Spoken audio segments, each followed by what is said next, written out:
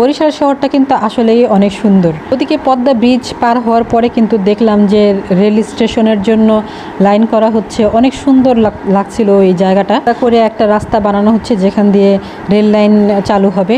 Rail লাইনে অনেকটা কাজ অবশ্য অর্ধেক হয়েও গেছে, আরও কিছু সময় হয়তো লাগবে। পরবর্তীতে সরকার আসলে হয়তো বা এই কাজের উদ্যোগ নিবে, যেহেতু অর্ধেক কাজ কমপ্লিট, বাকি ওটা তো করতে বাধ্য, তাই না?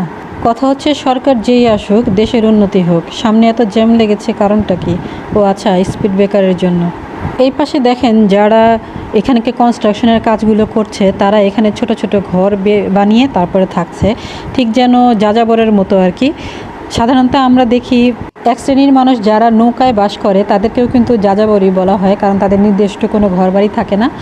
তো এরকমই এরা ইনস্ট্যান্ট ঘরবাড়ি বানিয়ে ফেলে, আশেপাশে চাষবাসের জন্য কিছু সবজিও বুনে ফেলে, আর এরা মানে ইনস্ট্যান্ট এরা সব কিছু করে ফেলতে পারে ম্যাজিকের মতো। দেখেন এই ট্রাকটার অবস্থা দেখেন, এরা অ্যাক্সিডেন্ট করবে না কেন? নিজের সোজা লাইনে যা না, তুই একবার ডানে যেতেছিস, একবার বায়ে যেতেছিস, না পিছনের গাড়িরে ক্রস করতে দিতেছিস, না সামনের গাড়িরে ভালোভাবে আসতে দিতেছিস, তো যা মানুষ অ্যাক্সিডেন্ট করবে না কেন বলেন? এই ধরনের কিছু ফালতু ড্রাইভারের জন্যই আসলে সাধারণ মানুষের ভোগান্তি।